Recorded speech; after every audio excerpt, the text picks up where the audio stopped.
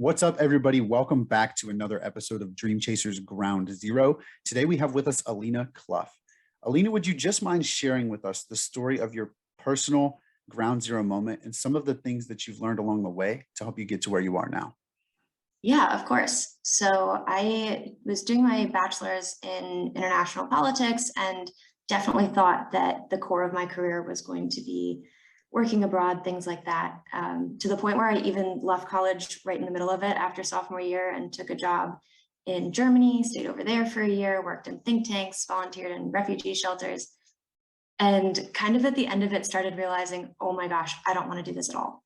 Not that I didn't like traveling. I've been to a million different countries. I really like being abroad, but I think being in a German workplace and kind of being the only American in the room a lot really ended up getting to me in ways that I didn't expect. Also, things like spending Christmas and Easter away from family were definitely harder than I think I anticipated. And I started realizing that I liked just being in the US more than I thought before. So when I got back, initially was finishing up at Westminster, finishing up junior and senior year, and had gotten a fellowship to go into the Foreign Service. So to be a diplomat, you basically go abroad and deal with other countries on different issues on behalf of the US. And I was really excited about this, kind of just kept moving on with it, business as usual, but I think I started getting more and more nervous about the prospect of just living abroad indefinitely, because the way it works is it's a little bit like the military. They can just keep shipping you from country to country to country the whole time that you're working there. You don't get a ton of say in the process, especially when you're new. So for the first 5 years or so, I would have had almost no say over where I went. And I think having just gotten back from Germany and realizing that that wasn't necessarily my favorite year, spending away from home and family in the US, I got pretty nervous about it. So the fellowship was sending me to graduate school, and I started at Harvard in 2019 in the fall, and pretty quickly ended up leaving the fellowship actually, which was pretty jarring. I think when you go into something like international politics and everyone and their mother is asking you, what the heck are you going to do with a degree like that? It's so comforting to have that quick answer of, oh, I'm going to go be a diplomat. And it's really nice to be able to throw that out there because it's one of the jobs that people have actually heard of, and they don't think that you're completely crazy for majoring in something other than engineering. So I was definitely scared. My parents were definitely scared. And I was kind of out there, but I remember crying on the phone to my dad and just going, I don't know what I'm going to do, but apparently it's not this fellowship. And he had said at one point, well, don't you like all the maps and technology and stuff? And it kind of reminded me that throughout all of undergrad and a lot of my other work, I'd been doing a lot with tech. So in undergrad, I liked doing research with maps. I volunteered for the United Nations at one point doing mapping. We'd take drone images and draw the lines on them, basically show where the roads were. And they'd get girls out of female genital mutilation and things like that. It was volunteer mapping effectively. And then a lot of the policy that I was interested in was really used technology and database and web design, cybersecurity, stuff like that. So I think sometimes you have that external person who just kind of snaps in your face and wakes you up and goes, hey, I know that this is kind of an idol for you. I know that it sounds super cool because it's way easier to post on LinkedIn, but don't you have these other interests too? So my first job out of school ended up being as a web developer. I worked in elections technology. From there, I've worked with a bunch of different startups through Harvard and Verizon's startup incubators, like doing literally everything. I worked on the COVID apps that are in your phone for contact tracing, robotics, stuff like that. It's been super fun. And now my full-time job is in government technology. So I think at the end of the day, I realized that the reason that I liked the political end of things is because I liked the public service and I liked working on projects that helped people, not actually necessarily living abroad or doing things that felt traditionally poli-sci related. So definitely recommend just kind of keeping your options open, learn the skills, even if you don't think you're going to need them. Because you might find a passion that you didn't know existed, and you don't necessarily have to be knees deep in STEM to be working with it. Wow, I love it. I love it. I think that it's those moments that really kind of, for lack of a better word, like make us, like where you were like really in that position where you were like, you'd already done so much and you were already in Germany, you were already traveling to all these different countries and making all these big moves. And then you're like, yeah, but what if I don't want to do this forever? And you'd already taken steps to take that further. Like then you wanted to become a diplomat, you wanted to do things further in that direction, but then you're still like, yeah, but what if that's not what I want? This is what I thought I wanted, but now what am I going to do? And that's where sometimes it really just takes that, outside perspective, like you mentioned, of somebody to say, well, like, aren't you also interested in this? And then all of a sudden it makes perfect sense, but but you couldn't see through the trees. That's not the right saying, but anyway, like you couldn't see it like in the moment because there were so many other things going on in your head.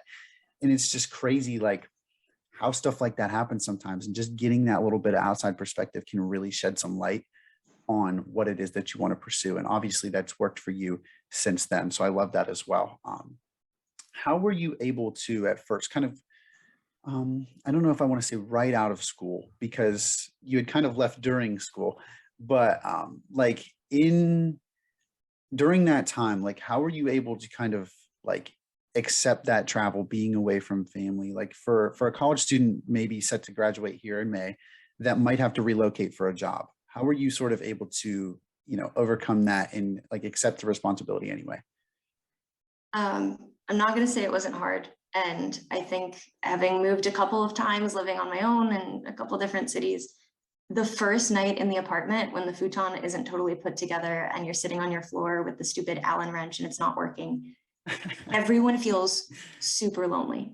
I remember posting on like my close friend story or something on Instagram, just, does it always feel this lonely? The first time I had an apartment alone, it was when I moved to DC, and I moved to DC in the middle of COVID. No one was there. My uncle had to drive in to help me even move stuff up the elevator. It was awful.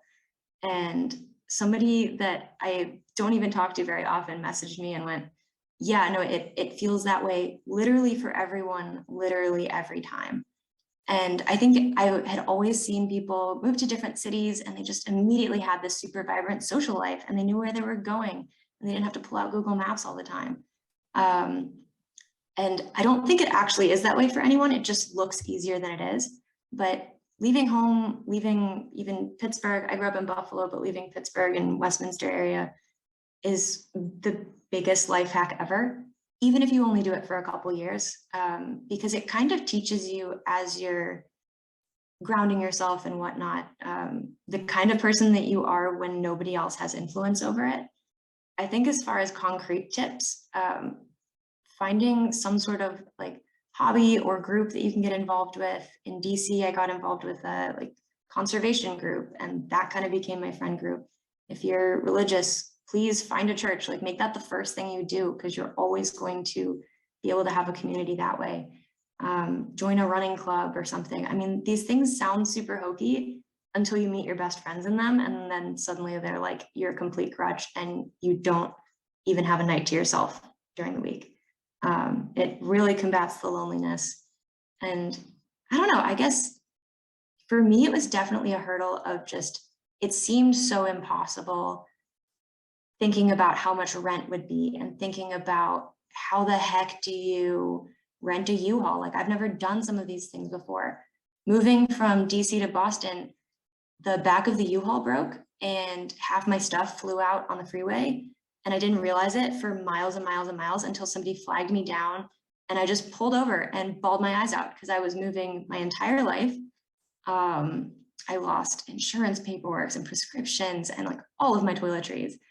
And it was terrible. It was honestly awful. And at the end of the day, I still made it to Boston, not in one piece, like some of the pieces were on the highway, but it still worked out.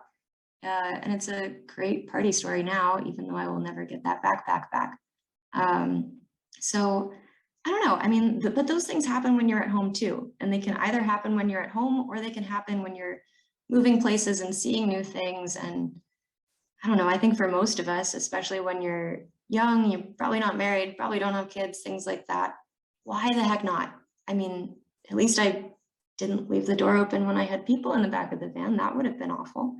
I just lost kitchen supplies. So I don't know, the stakes are low. It feels scary. It feels intimidating. But if you just take it bit by bit and just kind of keep your humility about you and just understand that at the end of the day, it's pretty chill. Um, it it's doable. People have done it before. People will do it again, and you'll get there. No, I love that. All humor aside, like I love that.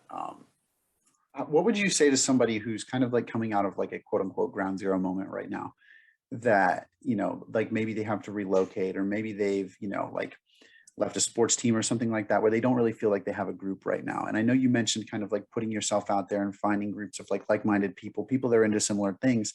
What would you say to someone that's kind of in that position but doesn't really know how to put themselves out there or is afraid to put themselves out there? I think to the extent possible, like ditching your ego. And I don't mean that, I think a lot of times we think of ego as just, oh, you have a big head and you are super narcissistic. Your ego is also just what you think other people think of you. And when you've grown up your whole life being the basketball guy or being the foreign policy girl, it's also really hard when you're talking to your parents' friends and they're going, wait, I thought you did the German thing, and you have to kind of recraft your identity. But over the course of your life, it changes so many different times. I mean, people who knew you when you were 10 probably don't recognize you when you're 20, if all is going well, really. And I think just saying yes to as much as possible. I wasn't super into conservation when I joined that group. I just saw that there was a picnic and it seemed super low stakes to go to a free picnic and there was pizza. I learned more about it through them. They were really cool, but I think not being open to the fact that your sort of external persona is going to change and that's fine and that's good, and like being well adjusted and down to earth about that fact. And then I don't know, kind of just being open to different things. Maybe you only go once. It's not a huge commitment. It's not a big deal. And just try it. I think it can also help doing things like volunteering. I know a lot of my friends will do Big Brother, Big Sister or tutoring, stuff like that. A lot of times I find that when I'm nervous, focusing on somebody else's benefit is a really helpful way past that.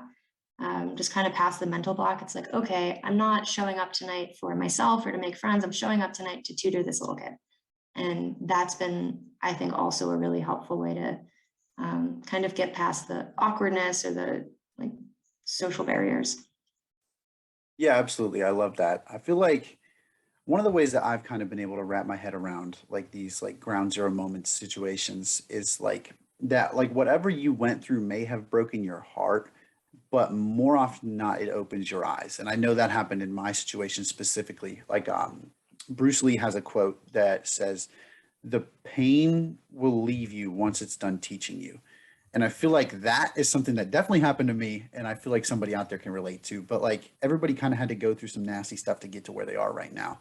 And like, but that in a way, that's what it took to get you to change your mindset or to finally make that change in you and around you, whether or not you had to like separate yourself from a friend group that you were in or leave a sports team, like whatever that was for you.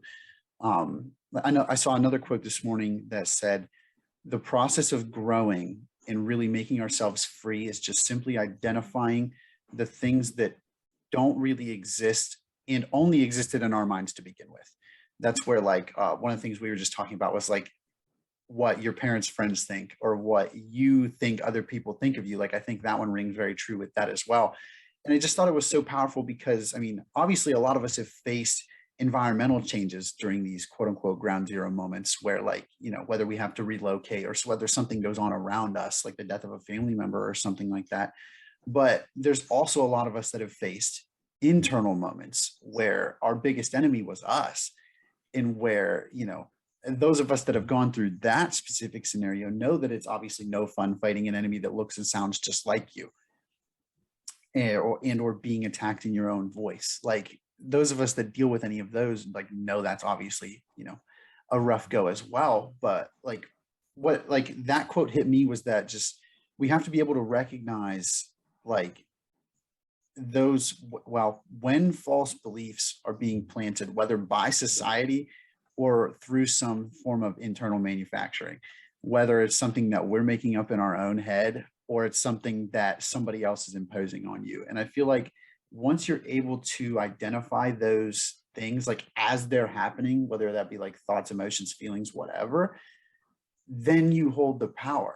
And I feel like that's when like I like to think like, especially with my specific scenario, like I was telling you about before we started recording today, like what if everything that you've gone through and like everything you're going through right now is just preparing you for everything that you've asked for? And like that's where I've really tried to reframe a little bit, because I get caught, stressed out sometimes because things get busy, like multitasking with school and work and everything under the sun. But you have to kind of realize like, maybe these challenges are just making sure that I'm dedicated enough to deserve that thing that I asked for, that vision that I want to achieve for myself or for my family or whatever that thing is. And I feel like that's kind of where my mind has gone. And I try to, like constantly like reaffirm that in my head that like this is happening right now to prepare me for that thing.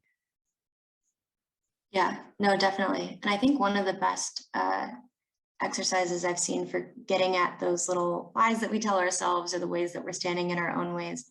One of my classes had us write down goals that you have or things that you haven't accomplished. And then underneath it, some of the underlying assumptions that are keeping you from that. So my professor's example was, yeah, I didn't go to the gym because I was super embarrassed that everyone was going to critique my form and everybody was going to be watching me. And that's an assumption that you hold, right?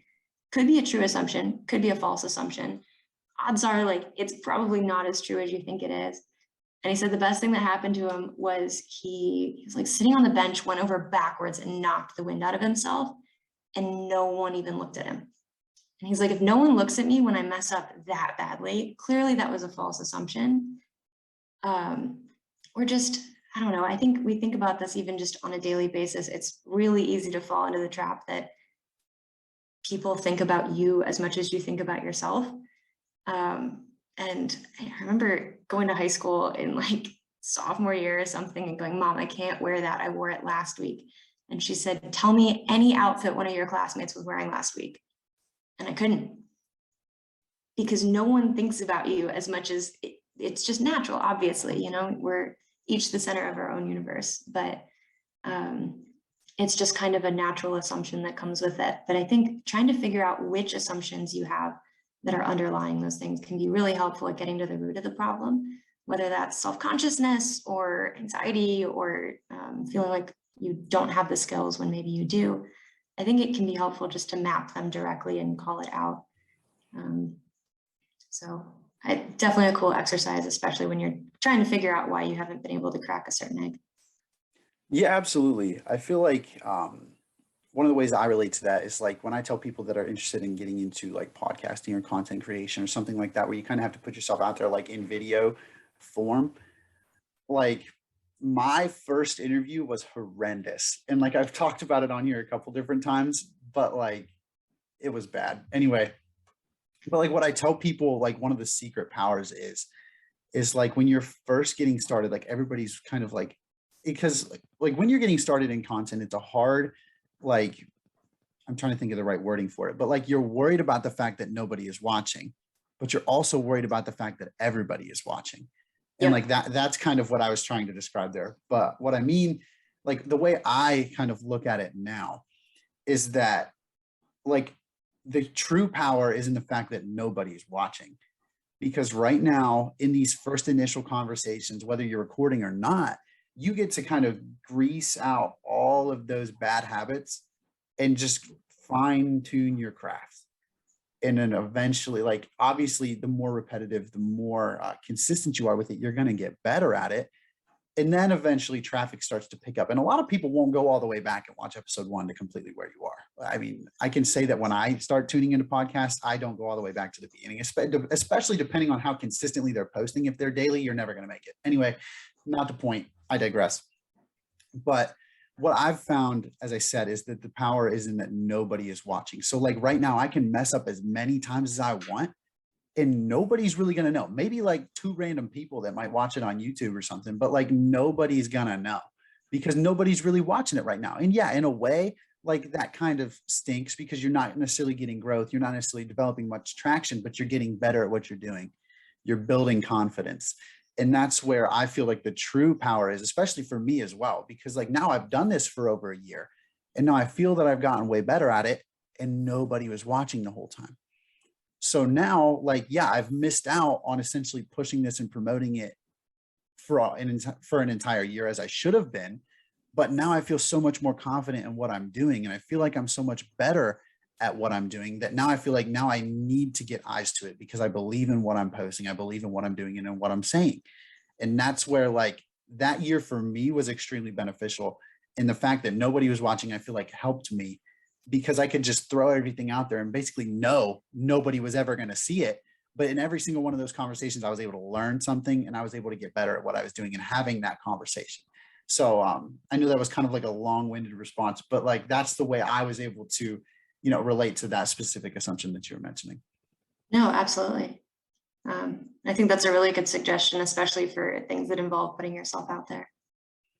Yeah, absolutely. Kind of bouncing back to your story a little bit. I know that you mentioned that you kind of like the way your dad had mentioned it, like you kind of just like kind of fell back into like this tech stuff that you were talking about. Cause like you were very like big on foreign policy and all that stuff to begin. And then like you'd never really thought about like taking that other side of that pursuit, essentially, like you'd said. Did you kind of just like fall into the tech stuff, or was there a way that you were like developing, like that you were interested in tech that you kind of intentionally got into? I think I started initially getting into it. The first, I guess, techie thing that I did was for the UN, and it was because they needed those mapping volunteers. And they said, look, we'll teach you. It just takes a ton of people to do this. So learn and you'll figure it out as you go along.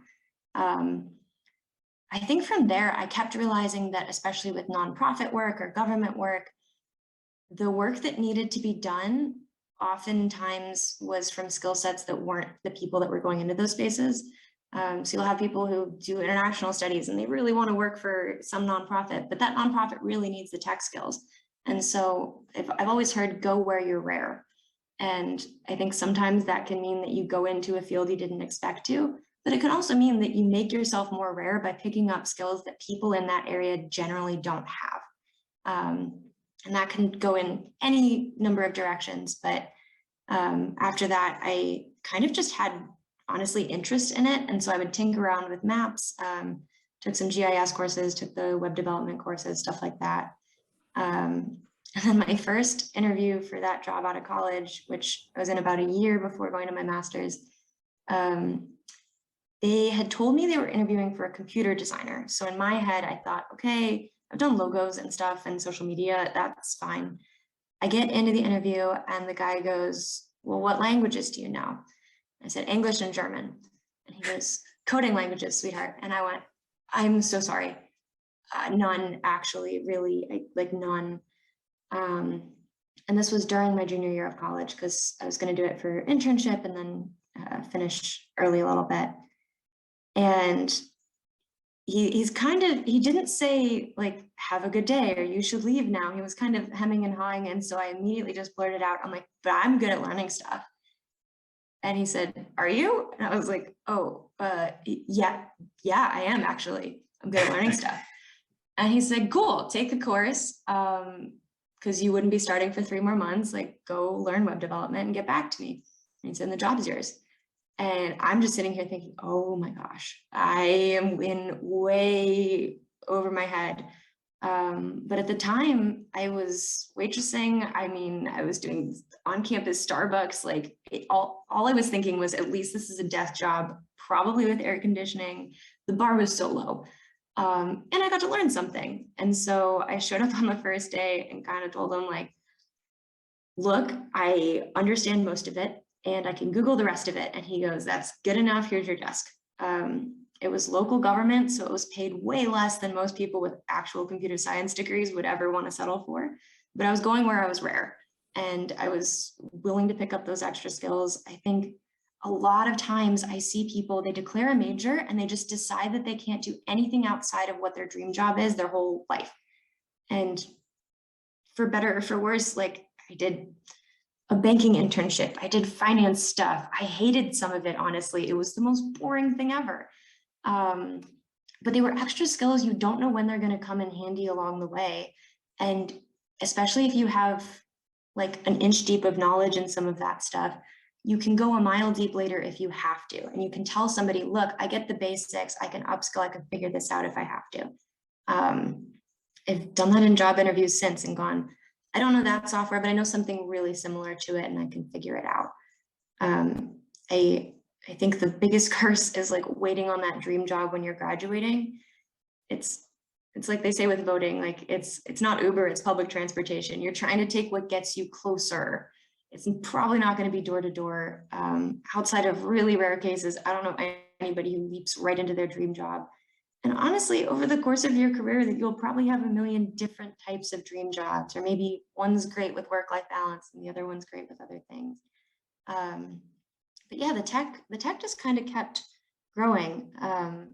Like I said, I did that, and then working with some of the startups at Harvard Business School, it was the same sort of deal. I started realizing, oh, they need websites and super basic prototyping, and oh wait, I have all these skills.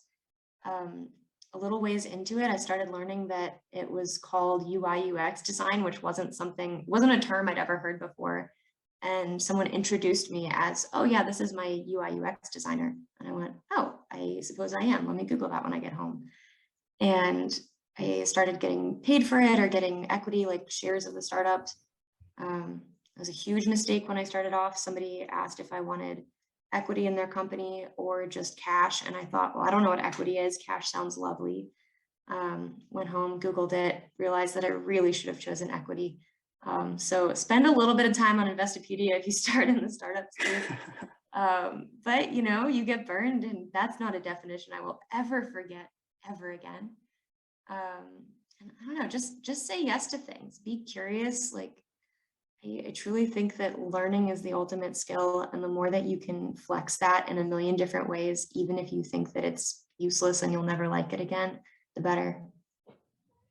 Yeah, absolutely. I mean, I love everything that you said there. I mean, I can relate heavily through a couple of things that I've been in. And like one of the things we talk about a lot on here is saying yes to opportunity, which I think is something that you pretty much just touched on there.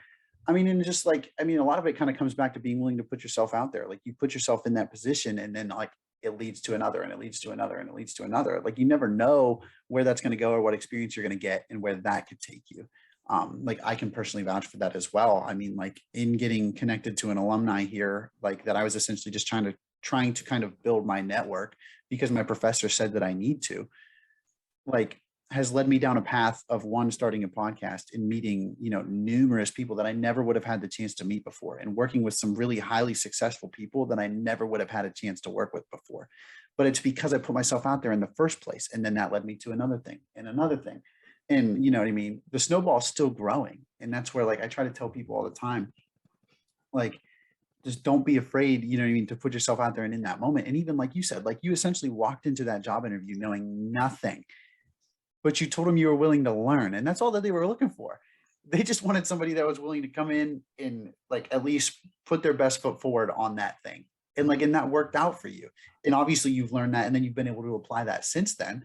But like, I feel like so many people think they need to be like an expert right now and then step in from day one and just start hitting home runs. And that's really not how it works. Like you said, that dream job is probably not going to be there from day one. But like, that's why the reason I asked about like the tech stuff, like how exactly you kind of got into that, is because like I've tried to like wrap my head around, like obviously I'm approaching graduation, like what I want to do for work, obviously some different things like that. And I try to look long term as well. So like I try to frame it a little bit differently. But what I also tell people like younger than me, what that like don't really know what they want to do, is like to try to scale it based on what you love and what you're good at. And that's where I was kind of asking you about the tech stuff, because like it seemed like what you loved was the foreign policy stuff, and you got turned off a little bit by the travel and stuff, but you were still into that industry. but the tech stuff was kind of there. And I didn't know if that was just something you were kind of naturally good at, or if that was also something you liked. But like me personally, like the way that I can relate to that is like video editing. I kind of got thrown into a role where I started editing video and kind of was just naturally good at it and ended up doing that for a bunch of people. And now that's led to a bunch of different opportunities and things where now I might be able to do that for a company or whatever. You know what I mean? Like that has led a bunch of different ways. But point being, for the people out there right now that aren't quite sure where they fit in or what they want to do, first of all, join the club. But second, like I said, like they need to think about what they love doing, because like what's the one thing in your life that you get most excited to do? And like the thing that makes kind of everything else melts away, the thing that when you're doing it, nothing else matters. Like that one thing is something that you could do forever. Like now, think about what you're naturally good at doing, something that you're kind of like ridiculously good at for no reason at all, like that thing. Like it could be math, it could be, you could be extremely athletic, you could be just, I mean, you could just be really naturally good at communicating and empathizing with people. It doesn't have to be anything extremely special, but think about what you're naturally good at and try to find somewhere that you can allow those two things to meet. And that's where, like, if you can combine something that you're good at with something that you love to do, I personally feel that there's no limit on what you can accomplish, because if you love doing it, it's not going to get old, and you're going to want to get up and work on it. And if you're good at it, it comes to you easily. It's not a struggle every day. So then you love doing it and it's not extremely difficult. You can scale it. So like kind of off of that, I saw a tweet the other day by Brandon Turner, for anybody out there that's a Bigger Pockets fan, that said, like, when building your vision, rather than asking yourself, what should I do? Or what's right for me? Ask yourself the question, what sounds amazing? Your life is a blank canvas and you can paint anything that you want. And like, I just felt like that rang so true with that point, just because like everybody says like the world is your oyster and whatever, but it really is. Like you can truly do whatever you want as long as you're willing to go learn that thing and put yourself out there for the opportunity. And like I tell people all the time, don't be afraid to get creative, because like I never saw myself falling into this, but it has truly expanded my I'm trying to think of the right word here. Like expanded what I thought was possible, where like now my vision is far, far bigger than it ever was before. But like we have new technologies coming out every day, and it feels like nothing is impossible anymore with the different like texts that we have and the knowledge that we have, and even just people alone. And like what I like to say is, don't be afraid to dream. Like if it could turn out better than you possibly imagined, what would it look like? And that's where I tell people to start. Yeah, no, I definitely agree. And just saying yes to as much as possible is what's going to help you figure out what the combination of what you like and what you're good at is. I mean, I'm admittedly not actually very good at coding. Currently, my day-to-day job involves basically no coding. I understand enough how it works. And right now, what my job entails is I talk to people and users of software, and then I translate it back to the engineers, and then sometimes I'll prototype it or whatever. But what I'm good at is talking to people. And I think that's the exact same skill that you use as a diplomat. You're just trying to translate from one person's language and needs into another's, and understand a bunch of different stakeholders going on. But it's also what you're willing to do. And I'm willing to do that in a tech context because I like building stuff. I like learning things. And truly, I like helping people, and I like the government aspect. And I think had I looked at coding initially and gone, it sucks, I hate it, I'm bad at it, I'm Googling every 2 seconds of my life, and this doesn't come naturally to me, I wouldn't have realized that it could still lead me to a million other doors. And I think as long as you're trying something that could lead other places, go for it. My cousin was in finance. She really didn't like finance. She now is like a representative for a hedge fund. So she gets to take people to dinners and talk to them and be the person that people fall in love with and want to do business with. She didn't like finance, but she knew that it opened a bunch of doors to her. And I think especially when we have those soft skills, it's very easy to shy away from the hard skills, right? It's super easy to go, okay, well, I'm just going to do things that involve writing and speaking and designing and whatever, and not anything else, because STEM's scary and engineering's scary, and I don't know what half these things are. I think for most of us, our dream job probably doesn't exist yet. Most of our careers probably don't exist yet, like you were saying, with the pace of technological advancement. And they certainly don't exist as far as what we're aware of. I mean, when you're 5, everyone's going to be either a ballerina or a fireman when they grow up, mostly because we don't know that podcaster exists or whatever, but realize that we're still in that same spot, that 5 years from now, we're going to understand that there are careers that could fit that mix. And the only way you're going to find them is by trying out a million different things. If you're in history, learn stuff about music or coding or something, vice versa. Like, you just become so much more powerful when you're not stuck in a single silo. And when you're saying yes to a million things, like, the opportunities that come to your plate are just way, way more. Yeah, absolutely. I mean, in the way that the world is now, and like the way job opportunities are and things now, like you never know where two things can meet. Like you just mentioned, like music and coding. Like you never know where two things on the complete opposite ends of the spectrum could come together and create some sort of position for you. Like you really just don't know. So like that's one of the things that like I think further backs the point that like you can do anything you want that you're interested in and find some sort of opportunity through it. Well, like just start with one and then that opportunity is going to lead somewhere else. And like one of the things I like about the stories you've been telling is like I was just having a conversation with a professor last week, and he was telling me about like I was talking to him about like what I want to do for work after school, and I have a couple different opportunities and stuff, so I was kind of getting his input on some things.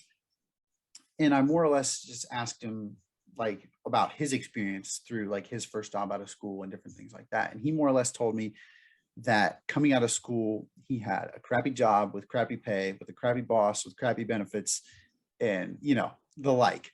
But he had a part-time job on the side, and he made more from the part-time job than he made from the crappy job as well. But the crappy job was his full-time job. Anyway, like he goes through the story and he tells me like that, yes, like I kind of hated that job. But had I not taken that job, I wouldn't be where I am right now. So sometimes through taking that opportunity, you learn more about what you don't like than what you do. But at the same time, like you never know that unless you put yourself into that opportunity. Like that's where I push like people to do internships and things during school. Because like if you don't go try that thing, like you're chancing the fact that you spend this entire time here and get that degree that could be as specialized as you want. And then you go get a position in that field and you don't even like it. Like now what are you going to do? And you didn't try to diversify at all. You didn't try any of this stuff. So now you really don't know. So like that's what I tell people like all the time, which like I love the points that you've been making. Just like try it out. Like do not be afraid to go try it out, because you might find out that you secretly hate it. You might secretly love it, but you don't know until you've given that a shot. And that's where like another thing that I hear a lot, especially like as young as we are, like a lot of us like think relatively short term. Some of us do think long term. I like to think that I'm somebody who thinks relatively long term, but our whys are obviously all different, like the reasons that we're all pushing for the vision that we want. And some of us, like, no matter how hard we try, like to plan it out and get as clear on it as we need to, so we know all the steps, we just don't know what's going to happen between now and then. So we can't accurately depict what that situation is going to look like because we just don't know. And we're really not old enough to know what our why is yet. And that's where like you even said that like some of us, our dream jobs don't even exist yet. Well, they might not. Like we don't know what's going to happen between now and then.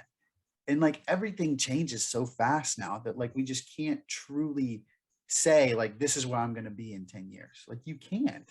It's impossible. Like you can, what's the word? You can forecast, like you can try and base it between two numbers, but like you just don't know. And that's where like I think it's difficult for a lot of people because we're trying to get ahead, but at the same time, like we don't give ourselves credit for still being young and not really knowing what a lot of this stuff is going to look like yet. Yeah.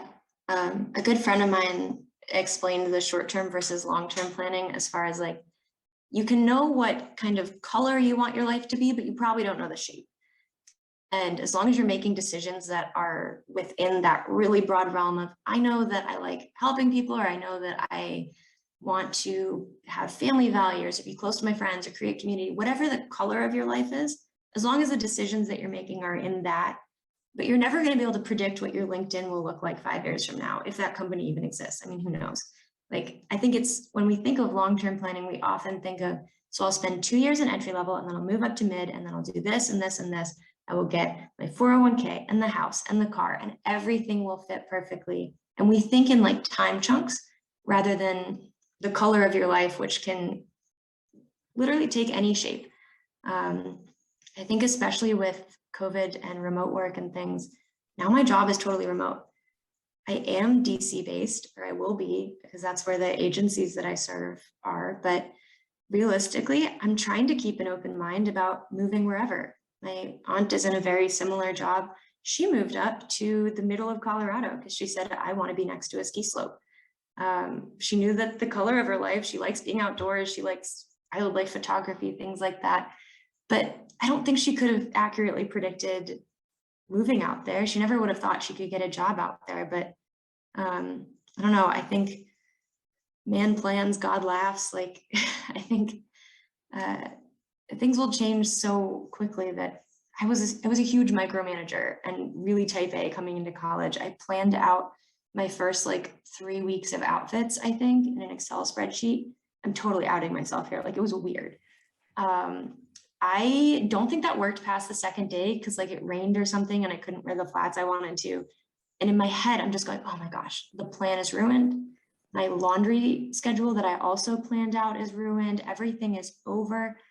But if you are kind of just going, okay, I want to dress cute for class every day with the clothes that are currently clean, it's much easier. And I think that's kind of a stupid example, obviously, but it's similar with your job. Like, everyone goes, oh, I want to work at exactly a radio broadcasting something that only does like 1930s country music. Like, you're going to have a rough time.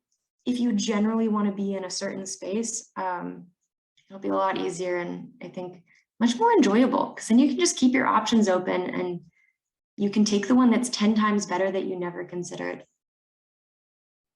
Yeah, absolutely. I think you wrapped that up extremely nicely. But just winding it down here, I know that we're running a little bit short on time. One of the questions I always like to ask the guests is that if you could go back in time and have a conversation with yourself during that ground zero moment, what do you think you would tell yourself? Just be grateful.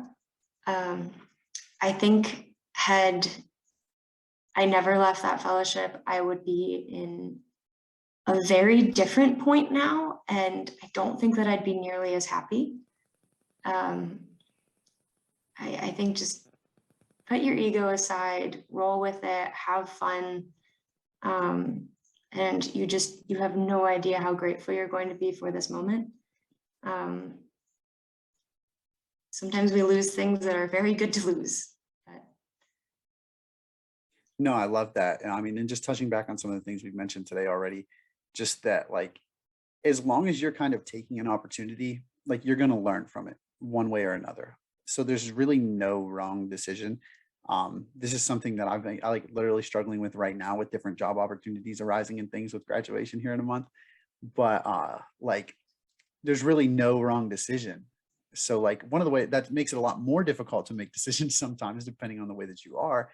But one way or another, you're going to learn from that experience. So think about like what it is and what it truly means to you, and how much like that you personally identify with that opportunity, and choose the one that feels right. That's what I would say. But absolutely. yeah. So any other closing thoughts before we go ahead and wrap it up here? I know you mentioned you're a graduating senior. I think if anybody else is, the best thing that I've ever been given was a copy of This Is Water by David Foster Wallace. It's a graduation speech that he gave to, I think, Kenyon College. It's also on YouTube. It's like 15, 20 minutes. I think it's on Spotify. You can look up a written version of it. I think it touches on a lot of the things that we talked about here about education being exercising some control over your mind and what you think and how you think. And it's just really transformative. I would highly recommend it, both as inspiration and just a come to Jesus moment when you graduate. No, I love that. Thank you so much for the recommendation. If there were anybody that wanted to follow up and get in touch with you after this interview goes live, where would be the best place to do that? Definitely LinkedIn. I'm under Alina Clough. You should be able to find me. I don't know if there's any others. Always happy to do Zoom coffee chat, stuff like that, and happy to connect. Absolutely. Thank you so much again. I really appreciate you being here and being willing to come onto the show and share your perspective, ideas, and experiences. Just thank you so much again for being willing to come on and share. With that, everyone, always remember this is Dream Chasers Ground Zero, and there's nowhere to go from here but up. Thanks, guys.